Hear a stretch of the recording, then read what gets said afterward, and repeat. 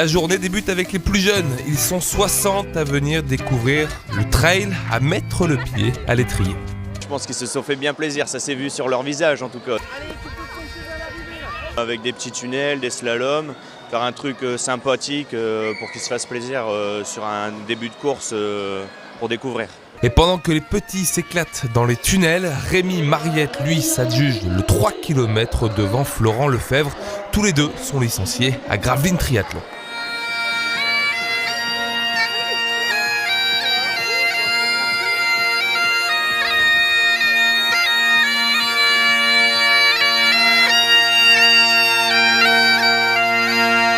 La cornemuse résonne, les participants du 10 et du 20 km se préparent.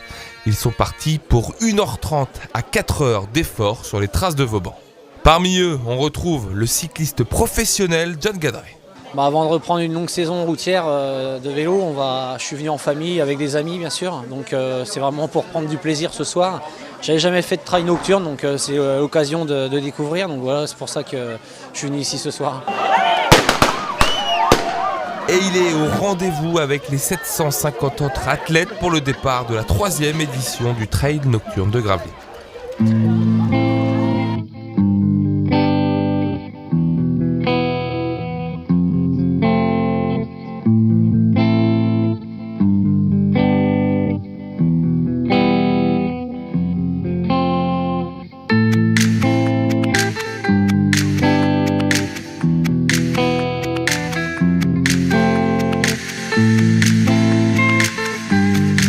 La pluie et la boue sont au rendez-vous, piégeant parfois quelques concurrents.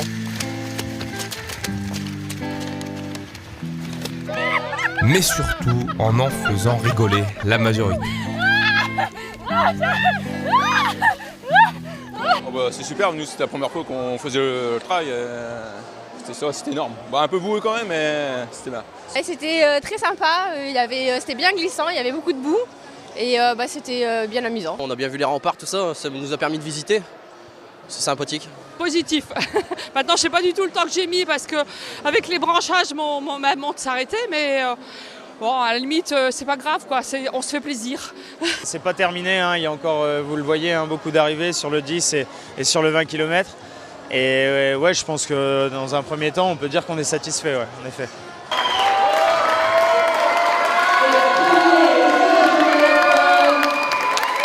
Au bout de la nuit, sur les 20 km, c'est le Gravelinois Ludovic Loridan qui franchit la ligne d'arrivée, le premier en 1h38, une énorme performance.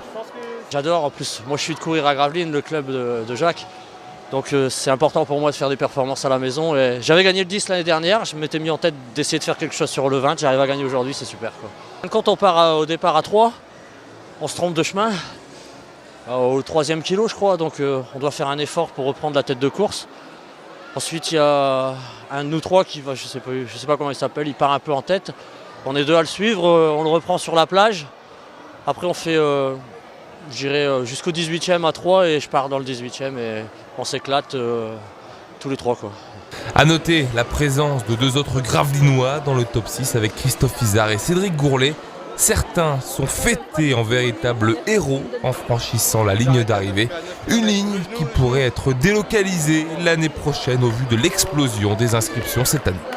On attache, je pense, notre capacité d'accueil ici à la salle Maurice Bode. Il va falloir qu'on envisage pour les années futures, si on veut continuer à se développer sur cet axe, il va falloir tâcher de trouver un autre site d'accueil. On voit difficilement une salle capable de nous accueillir autre que celle de Sportica. Là, un terrain de handball devient limite, donc il va falloir passer au minimum au double, quoi. Tant mieux, tant mieux, tant mieux. C'est du boulot en plus, mais c'est une satisfaction supplémentaire si on a plus de concurrents, bien entendu.